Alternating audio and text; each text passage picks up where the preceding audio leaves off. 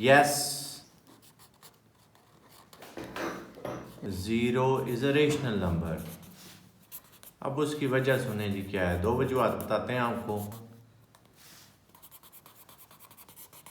पहली तो ये है कि 0 को आप लिख सकते हैं 0.0000 अप टू सो ऑन। अब डेसिमल के बाद अगर नंबर रिपीट हो रहा है, उसमें एक ऑर्डर आपको नजर आ रहा है, तो वो एक रेशनल नंबर होता है। इसको हम बोलते हैं non terminating and non recurring decimal number.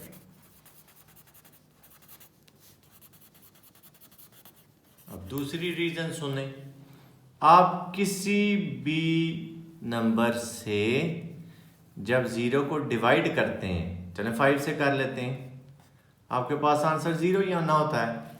तो अब 0 डिवाइडेड बाई 5, इसको देखें, 0 एक इंटीजर है,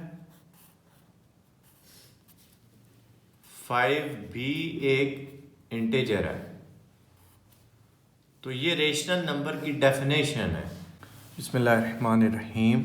9th class math, new book 2025, review exercise 1, question number 1, square root 7।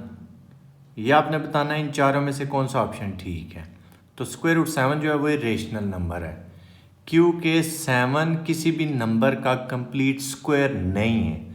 अगर यहाँ पे होता स्क्वायर रूट 9, तो 9 क्योंकि 3 का स्क्वायर है, तो फिर स्क्वायर रूट 9 को हम कहते हैं वो रेशनल नंबर है। नेक्स्ट ऑप्शन है पाई और ई, ये दोनों बहुत ही फेमस इरेशनल नंबर्स हैं। थर्ड पार्ट है, if n is not a perfect square then square root n is irrational number, क्योंकि परफेक्ट स्क्वायर नहीं है। जैसे यहाँ पे मैंने आपको कहा था 9 अगर हो, 9 क्योंकि 3 का स्क्वायर है, तो स्क्वायर रूट 9 रेशनल है। लेकिन क्योंकि 7 परफेक्ट स्क्वायर नहीं है, इरेशनल है। ये भी वही बात है, if n is not a perfect square then square root n is an irrational number. Square root 3 plus square root 5, इनका आंसर भी एक इरेशनल नंबर आएगा, क्योंकि ये दोनों इरेशनल नंबर। जब भी हम दो इरेशनल नंबर्स को ऐड करते हैं तो हमारे पास आंसर एक इरेशनल नंबर ही आता है। नेक्स्ट पार्ट है x is equal to x, ये कौन सी प्रॉपर्टी है, reflexive property. 1 is equal to 1, 2 is equal to 2, तो ये रिफ्लेक्सिव प्रॉपर्टी कहलाती है। नेक्स्ट है, if a is greater than b and b is greater than c then a is greater than c, ये ट्रांजिटिव प्रॉपर्टी है। 2 raise to power x into 8 raise to power x is equal to 64। x का हमें answer बताना है, तो हम इसको solve करेंगे। 8 को लिख लेंगे 2 की पावर 3, 64 को हम लिख लेंगे 2 की पावर 6। फिर यहाँ पे रूल ऑफ पावर अप्लाई हो रहा है, पावर्स आपस में मल्टीप्लाई हो जाती हैं। 2 की पावर आ जाएगी 3x, फिर ये बेस सेम है, मल्टीप्लिकेशन हो रही है, तो मल्टीप्लिकेशन में अगर बेस सेम हो तो पावर्स हम ऐड कर देते हैं, यानी कि 2 की पावर बन जाएगी x प्लस 3x, तो x प्लस 3x आ गया 4x। अब इक्वालिटी में अगर बेस सेम है तो पावर्स भी सेम होती है, यानी कि 4x इज इक्वल टू 6। 4 इधर मल्टीप्लाई हो रहा है, दूसरी साइड पे आके डिवाइड होगा, कटिंग करेंगे 2 3 ज़ार 6, 2 2 ज़ार 4, तो x का आंसर आ जाएगा 3/2। नेक्स्ट है कि अगर a b दो रियल नंबर्स हैं, a b के इक्वल है और b a के इक्वल है, इस प्रॉपर्टी को हम कहते हैं सिमेट्रिक प्रॉपर्टी। नेक्स्ट है square root 75 plus square root 27, 25 multiply by 3, तो उसका फायदा क्या होगा, 25 का स्क्वायर रूट, क्योंकि 5 हमें पता है, वो हम स्क्वायर रूट से बाहर निकाल लेंगे, ये आ जाएगा 5 स्क्वायर रूट 3। इसी तरह 27 को लिख लेंगे 9 3 ज़ा 27।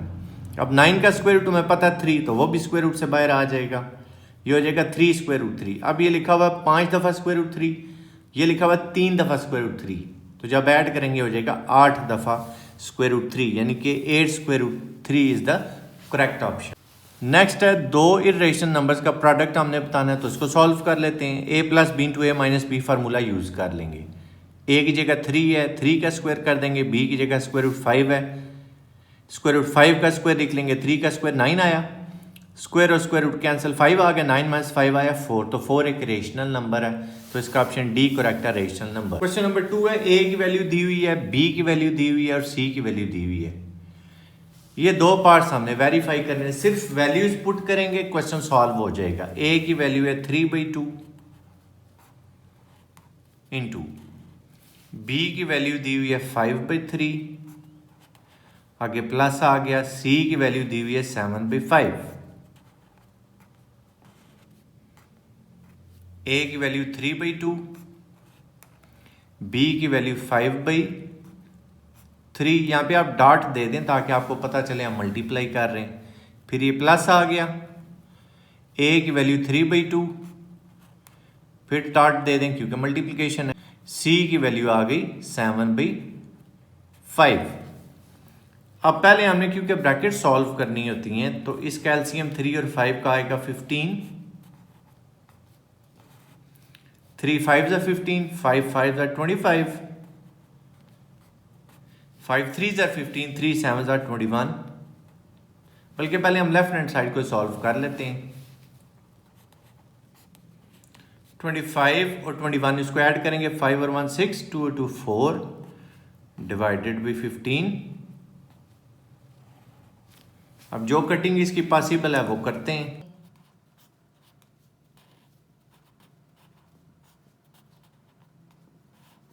3 1 ज़ा 3, 3 5 ज़ा 15, 2 1 ज़ा 2, 2 2 ज़ा 4, 2 3 ज़ा 6, तो 23 जब 1 से मल्टीप्लाई होगा हमारे पास 23 आ जाएगा, और 5 जब 1 से मल्टीप्लाई होगा 5 ही आ जाएगा। अब हम आते हैं राइट हैंड साइड की तरफ, 3 3 से कैंसल, 5/2 बचा, यहाँ पे कोई कैंसिलेशन नहीं हो रही तो मल्टीप्लाई करा देंगे, 7 3 ज़ा 21 एंड 5 2 ज़ा 10, 2 और 10 एलसीएम 10 आया, 2 5 ज़ा 10, 5 5 ज़ा 25, 10 1 ज़ा 10, 1 21 ज़ा 21, 25 और 21 को ऐड करते हैं, 5 और 1 6, 2 और 2 4। अब इसकी जो कटिंग पॉसिबल है वो करते हैं, 2 2 ज़ा 4, 2 3 ज़ा 6, 2 5 ज़ा 10, दोनों का आंसर 25/3 आ गया, तो left hand side is equal to right hand side. आप अलग-अलग लेफ्ट हैंड साइड और राइट हैंड साइड कंसीडर करके भी इस क्वेश्चन को कर सकते हैं, आपकी अपनी चॉइस है। नेक्स्ट पार्ट भी इसी तरह ए और बी की वैल्यूज पुट करते हैं। ए की वैल्यू है 3/2 प्लस बी की वैल्यू है 5/3 इंटू सी की वैल्यू है 7/5। यहाँ पे ए की वैल्यू 3/2, फिर डॉट दें, सी की वैल्यू 7/5 प्लस बी की वैल्यू 5/3, फिर डॉट दें, सी की वैल्यू 7/5। 3 और 2 का एलसीएम है 6, 2 3 ज़ा 6, 3 3 ज़ा 9, 3 2 ज़ा 6, 2 5 ज़ा 10। पहले लेफ्ट हैंड साइड ही देख लेते हैं, 10 और 9 ऐड किया 19 आ गया, 19/6 मल्टीप्लाई बाय 7/5, 19 7 ज़ा 133, 6 5 ज़ा 30, लेफ्ट हैंड साइड आ गई 133/30। अब राइट हैंड साइड देखें, 7 3 ज़ा 21, 5 2 ज़ा 10, ये 5 5 कैंसल, 7/3 रह गया, 10 और 3 का एलसीएम 30 आया, 10 3 ज़ा 33 मल्टीप्लाई बाय 21, 63 आ गया, 3 10 ज़ा 30, 10 7 ज़ा 70, तो 70 और 63 को ऐड करें 133 आ गया, राइट हैंड साइड भी आ गई 133 डिवाइडेड बाई 30। क्वेश्चन नंबर 3 है, ए बी सी की वैल्यूज दी हुई हैं, हमने associative law with respect to addition और विद रिस्पेक्ट टू मल्टीप्लिकेशन इनको प्रूव करना है वैल्यूज पुट करके। तो associative law with respect to addition पहले चेक कर लेते हैं, वो क्या है कि A plus B plus C is equal to A plus B plus C, और इनमें ब्रैकेट्स आप जहाँ पे मर्जी दे दें, चाहे पहले वाले दोनों में या लास्ट वाले दोनों में, कोई फर्क नहीं पड़ेगा। तो अभी हमने इसको प्रूव करना है कि कोई फ़र्क नहीं पड़ेगा। लेफ्ट हैंड साइड कंसिडर कर लें या लेफ़्ट और राइट दोनों में वैल्यूज़ पुट करके सिंप्लीफाई कर लें, यह आपकी अपनी चॉइस है। ए 4/3, बी की वैल्यू है 5/2, सी की वैल्यू है 7/4। तो पहले क्योंकि हमने ब्रैकेट को सॉल्व करना होता तो सॉल्व करते हैं। 2 और 4 एलसीएम 4 आया, 2 2s are 4, 2 5s are 10, 4 1s are 4, 1 7s are 7। तो 10 और 7 को आप ऐड करेंगे तो 17 आ गया। 3 और 4 का एलसीएम 12 आया, 3 4s are 12, 4 4s are 16, 4 3s are 12, 17 3s are 51। तो 16 और 51 उनको ऐड करते हैं, 67/12। अब इसी तरह हम राइट हैंड साइड चेक करते हैं।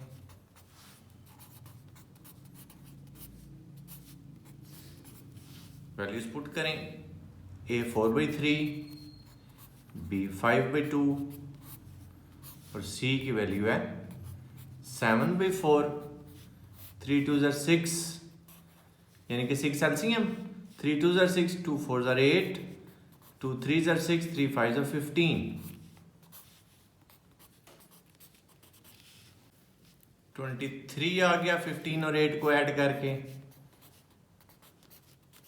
4 और 6 इसका एलसीएम फाइंड करते हैं। 24 नहीं करना आपने क्योंकि इनमें कॉमन फैक्टर 2 आ रहा है। 2 3s are 6, 2 2s are 4, 2 3s are 6, 6 2s are 12, 12 LCM आ गया। 6 2s are 12, 2 multiply by 23, 2 3s are 6, 2 2s are 4, 4 3s are 12, 3 7s are 21। तो 46 और 21 को ऐड करें, 67 आ गया। दोनों साइड्स का आंसर सेम आया, तो left hand side is equal to right hand side. अब एसोसिएटिव लॉ चेक करते हैं with respect to multiplication. A B C is equal to A B C, brackets आप जहाँ मर्जी यूज कर लें। तो लेफ्ट हैंड साइड कंसिडर करते हैं, ए बी सी की वैल्यूज पुट कर ली। अब सिंप्लीफाई करते हैं, यहाँ पे कोई कटिंग पॉसिबल नहीं है तो 7 5s are 35 और 4 2s are 8। यहाँ पे कटिंग हो सकती है तो ये कर लेते हैं।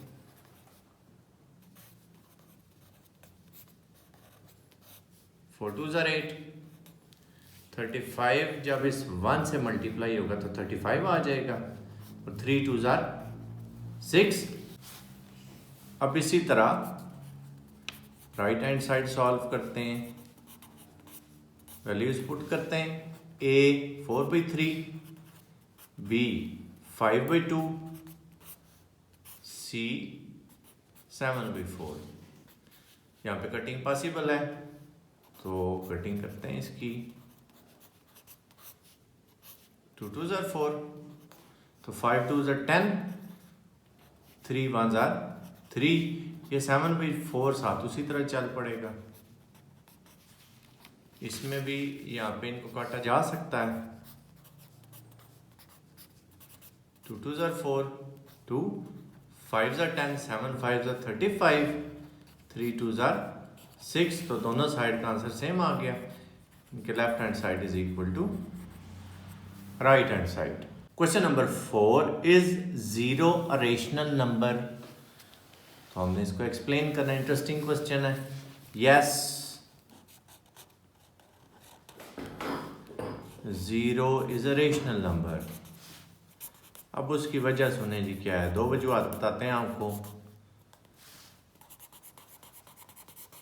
पहली तो ये है कि 0 को आप लिख सकते हैं 0.0000 अप टू सो ऑन। अब डेसिमल के बाद अगर नंबर रिपीट हो रहा है, उसमें एक ऑर्डर आपको नजर आ रहा है, तो वो एक रेशनल नंबर होता है। इसको हम बोलते हैं non terminating and non recurring decimal number.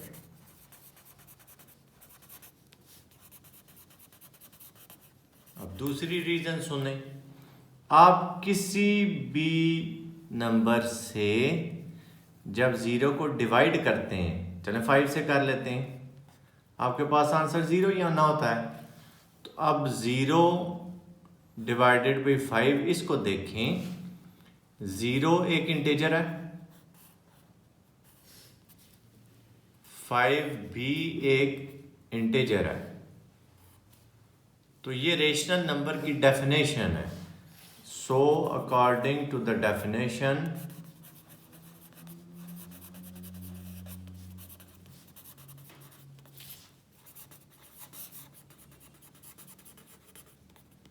of rational numbers,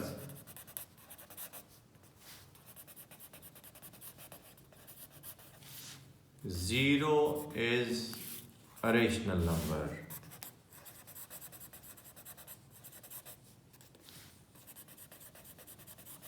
जितना कंसेप्ट अच्छा होगा ज़रा उतनी आसानी। Question number 5, state trichotomy property of real numbers. तो ट्राइकोटोमी प्रॉपर्टी ये है, for any real number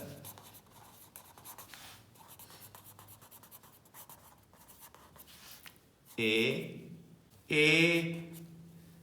must be equal to a, or a must be greater than b, or a must be less than B. मतलब बात का ये है कि कोई भी रियल नंबर है या अपने आप के बराबर होगा जाहिर है, या किसी नंबर से छोटा होगा, किसी नंबर से बड़ा भी हो सकता है। कोई भी आप नंबर जेन में ऐड कर रहे हैं, मतलब 5 है तो 5 5 के बराबर ही है, 5 6 से छोटा भी है, और 5 जो है वो 4 से ग्रेटर भी है। Question number 6, find two rational numbers between 4 and 5। तो आप इनकी एवरेज निकालें, एवरेज ऑफ 4 एंड 5। तो एवरेज कैसे फाइंड करते हैं, दोनों नंबर्स को प्लस करके 2 पे डिवाइड, तो ये क्या आ गया 9/2। अब आपके पास ये समझ लें 4 और 5 का मिड पॉइंट आ चुका है 9/2। अब आप 9/2 और 5 या 9/2 और 4 जिस मर्जी पेयर की एवरेज फाइंड कर लें, आपको दूसरा रेशनल नंबर पता चल जाएगा।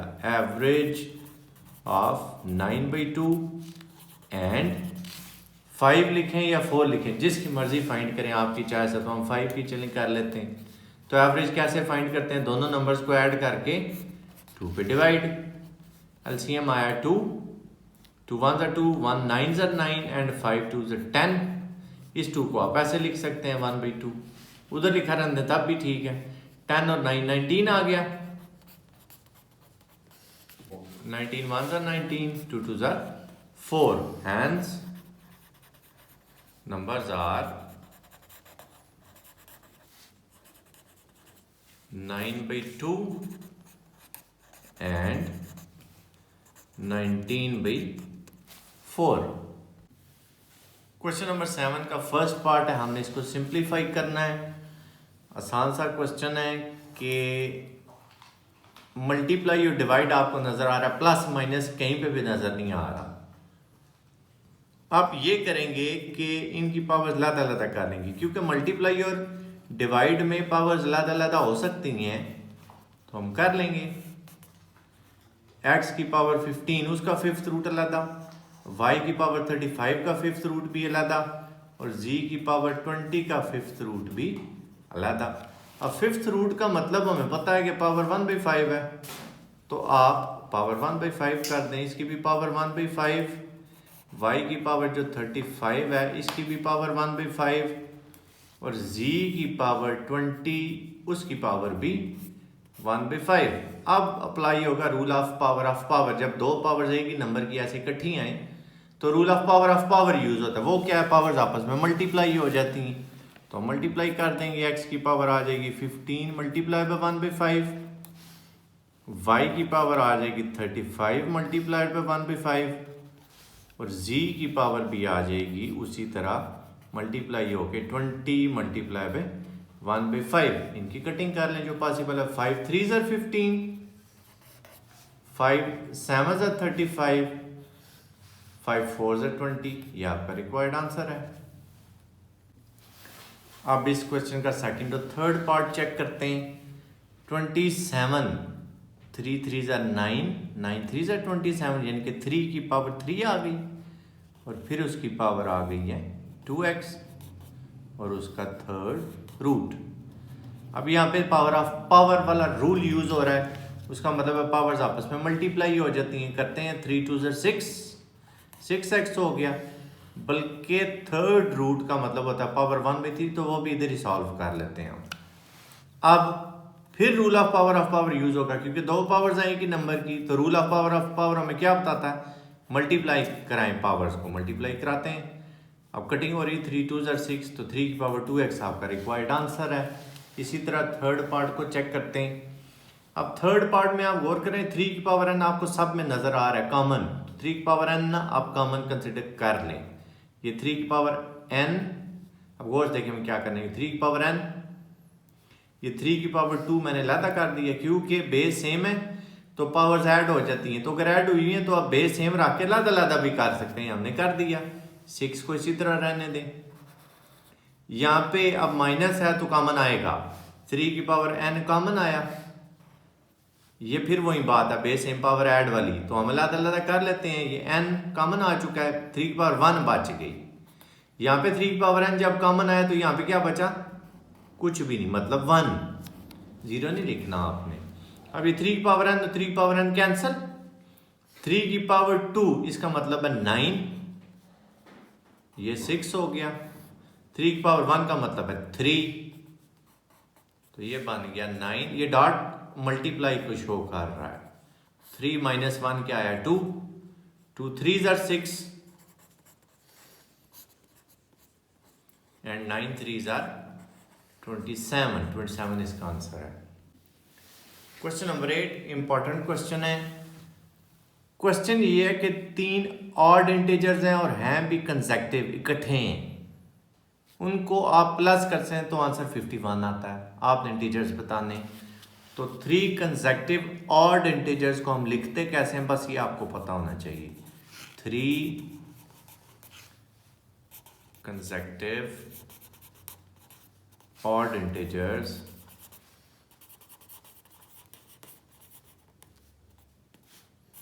और 2x + 1, ऐसे ही आपने लिखना है। दूसरा 2x + 3 और 2x + 5।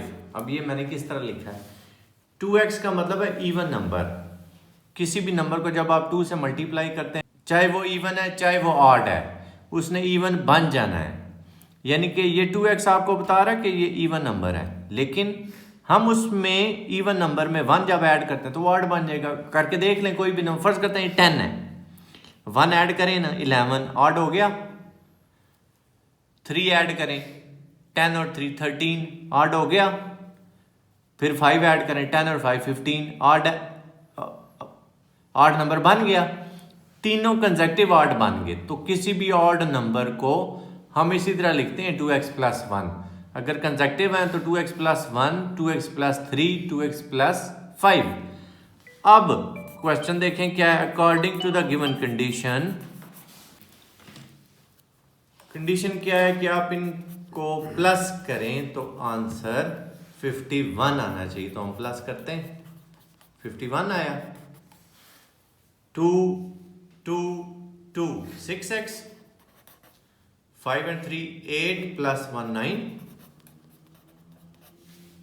तो 9 इक्वेशन की दूसरी साइड पे जाके माइनस हुआ, तो 51 - 9 42 आ गया। डिवाइडिंग बोथ द साइड्स पे 6,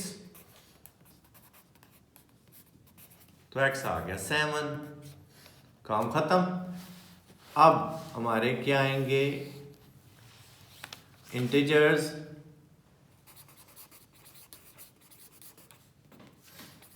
आप x की जगह पे 7 पुट कर लें, 2 into 7 plus 1. 7 2s are 14 plus 1 15. Next 2x plus 3 है. 7 2s are 14 plus 3 17. 2x plus 5. 7 2s are 14 plus 5 19. अब इन तीनों को आप प्लस करके देखें 51 आता है या नहीं आता, तो आपका आंसर ठीक है. 7 and 5 12, 12 and 9 21, 1 आया 2 कैरी, 3 4 5 51 आ गया.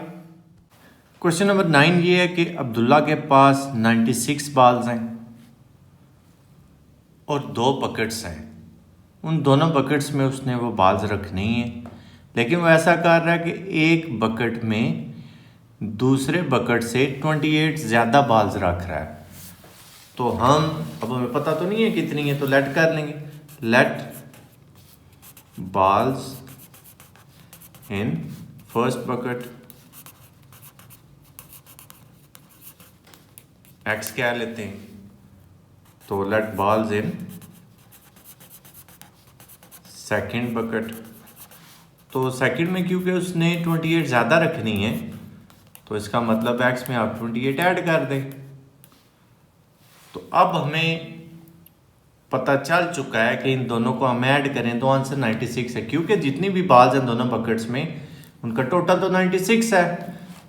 तो हम कंडीशन के अकॉर्डिंग इन दोनों को ऐड कर देंगे, यानी कि फर्स्ट बकेट में जो बाल्स हैं और सेकंड बकेट में जो बाल्स हैं उनको आप ऐड करें तो 96 आना चाहिए. एक्स और एक्स 2x आ गया.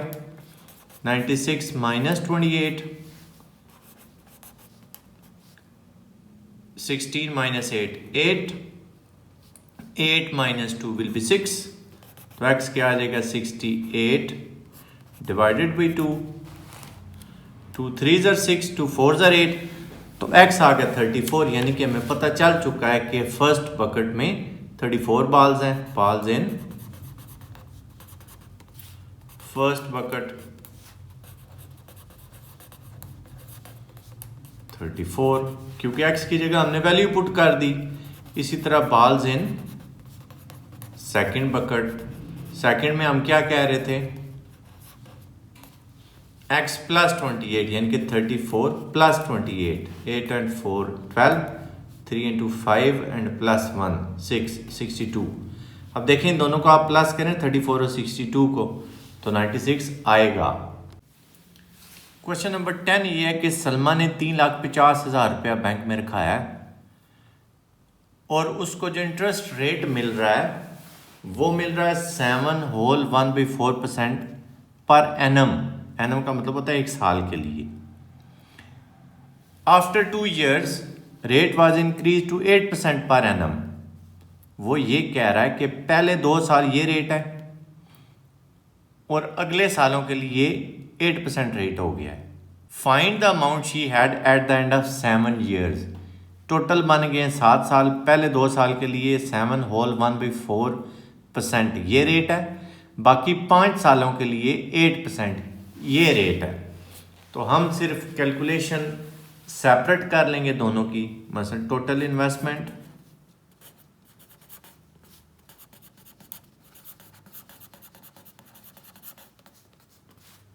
$3,50,000.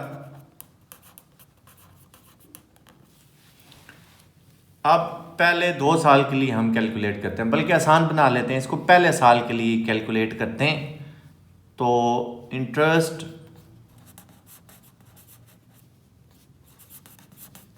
फॉर फर्स्ट ईयर, तो जितनी भी अमाउंट है उस पे जो भी रेट है उस रेट से मल्टीप्लाई कर दें. 7 होल 1/4%. इसको थोड़ा सिंप्लीफाई करते हैं. 7 होल 1/4% मीन्स 29/4.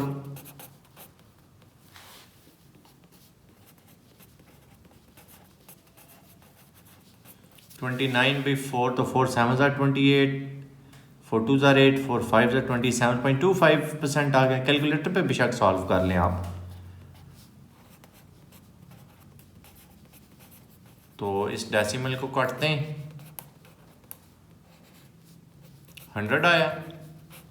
ये 2 जीरो इन 2 जीरो से कैंसिल, तो हमारे पास फिलहाल आ रहा है 3500 मल्टीप्लाइड बाई 725। अच्छा, परसेंट को भी जब ख़त्म करेंगे तो फिर 2 जीरो आ जाएंगे, ये दोनों जीरो से कट गए, क्या आ गया 35 मल्टीप्लाइड बाई 725। तो 35 को हम 725 से मल्टीप्लाई कराते हैं, ये आ जाएगा 25,375 रुपये, 25,375 रुपीज़ पहले साल के लिए आया ना। तो दूसरे साल में भी इतना ही है, तो आप दोनों को ऐड कर लें, 2 से मल्टीप्लाई कर दें। इंटरेस्ट फॉर फर्स्ट 2 years, तो 25,375 मल्टीप्लाइड बाई 2, तो ये आपके पास आ गया 50,750 रुपये। अब हम अगले 5 साल का इंटरेस्ट निकालते हैं। इंटरेस्ट फॉर थर्ड ईयर, तीसरे साल का भी फाइंड कर लेते हैं, क्योंकि उस पर रेट 8% हो गया था, तो ज़ाहिर अलग निकालना पड़ेगा। 3,50,000 को आप मल्टीप्लाई कर देंगे 8% से। परसेंट का सिंबल जब हम ख़त्म करेंगे उसका मतलब होता है डिवाइडेड बाई 100। ये 2 जीरो से कट गए,